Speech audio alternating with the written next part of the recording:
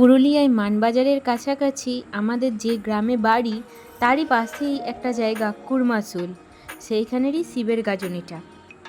অবশ্য এটা 18 মৌজার একটা পরব, অতএব বুঝতেই পারছেন যে এই পরবটা কতটা জাঁকজমকপূর্ণ।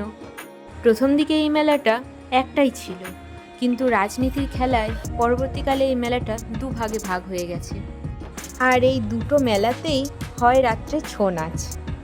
ছৌ নাচের আগে এই মেলার কিছু বিশেষত্ব আপনাদেরকে বলি। এখানে শিব বাবা গাছের তলায় আছেন। প্রথমে কাঠ মাটির আটচালা ছিল, পরবর্তীকালে গ্রামবাসীরা ওটা দালান বাড়ি করার চেষ্টা করেছিল। সেটা ওখানে পড়ে থাকা প্রাচীন বিভিন্ন পাথর দিয়ে দেওয়াল তৈরি করেছে। ছাদ ঢালাইয়ের সময় পূজারী স্বপ্নাদেশ পেয়েছিল ছাদ ঢালাই করা যাবে না, কারণ শিব ঠাকুর বলেছিলেন তিনি গাছে থাকেন, পাকা ছাদ হলে গাছ থেকে নামবেন কি করে। এখানে মেঝে পাকা করা হয়নি দেওয়াল হলেও, ওই মেঝের মাটি মুখে দিয়ে আজও অনেকে দুরারোগ্য ব্যাধি থেকে মুক্তি পায়। এটা হচ্ছে মন্দির সংলগ্ন ছোট একটা মেলা। এখানে হবে রাত্রে পুরুষদের ছৌ নাচ, আর হবে ফাংশান, আর এরপরে মেলাটা অনেকটাই বড়, আর এইখানেই হবে সেই মহিলা ছৌ নাচ। মেলাটা এতটাই বড় এটা যে ঘুরতে ঘুরতে অনেকটাই সময় লেগে গেল। আর এইসব মেলায় ঘুরে বেড়াই ঠিকই, কিন্তু নিজের জন্যে কখনোই কিছু কিনি না। কিনি আমার ছেলের জন্যে, খুঁজে বেড়াই কোন খেলনাটা ওর ঘরে নেই গো, সেইটাই আমি ওকে দেব, আর ওর মুখের হাসিটা আমি উপহার স্বরূপ পাবো। এরপর ছেলের বায়না মেটাতে চাপতে হলো রেলগাড়ি। প্রথমে যখন চাপি তখন এটাতে বেশ একটু ভয়ই করে, কিন্তু যখন চালু হয় এটা তখন মজাই লাগে।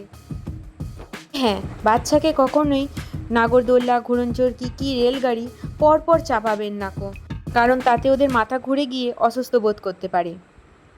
এরপর চলুন দেখাই সেই মহিলা ছৌ নাচ, যেটা দেখার জন্য আমি রাত 12টার সময় এসেছি। আর এগুলো সাধারণত ওই রাত 10টা থেকে সকাল 8টা পর্যন্ত হয়। বিয়ে হয়ে এদিকে আসার পর অনেকবারই দেখেছি ছৌ নাচ, কিন্তু মহিলা ছৌ নাচ এই প্রথমবার দেখলাম। আর এখানে হচ্ছে পুরুষদের ছৌ নাচ। রাত হলে কি হবে, সারা রাত এইরকম মেলাটায় ভিড় থাকে। আর দেখতেই পাচ্ছেন শুধুমাত্র যে পুরুষরাই এসছে তাই নয়, মহিলা ছৌ নৃত্য দেখার জন্য প্রচুর মহিলারাও এসেছে, আর তাদের বসার জায়গাও আলাদা। রাত্রে খুব বেশিক্ষণ মেলাটায় থাকিনি গো, 2-2:30টার পর চলে এসেছিলাম, কারণ ঘরেতে বাচ্চাকে ঘুম পাড়িয়ে রেখে দিয়ে গিয়েছিলাম, তো ওর আবার ঘুম ভাঙলে আমাকে দেখতে না পেলেই কাঁদবে। পরের দিন বৈকালে গেলাম মেলাটায় আবার। আজ দেখুন দোকানপাতি অবশ্য খোলা আছে, কিন্তু মেলাটা কেমন যেন প্রাণহীন হয়ে গেছে। আর কিছুক্ষণ আগে আবার বৃষ্টিও পড়েছে, তাতে চারদিকটা কাদা হয়ে গেছে। আর এর ফলে মেলাটা যেন আরও খারাপ লাগছে, কারণ বৃষ্টির কারণে লোকজনের ভিড়টাও খুব কম। আর দেখুন রাত্রে যে রেলগাড়িতে আমরা চেপেছিলাম সেটা এখনও ঘুরেই চলেছে, কিন্তু লোক নেই। ওহো, একটা কথা তো বলতে ভুলেই গেছি, আজ শুক্রবার, আর এখানে প্রতি শুক্রবারে হাট হয়। যেহেতু হাটটা মন্দির সংলগ্ন যে ছোট মেলাটা আছে ওখানে হয়, তাই হাটের কারণে ওখানে লোকজন বেশি এখন, আর তার তুলনায় এখন বড় মেলাতে লোকজন কম।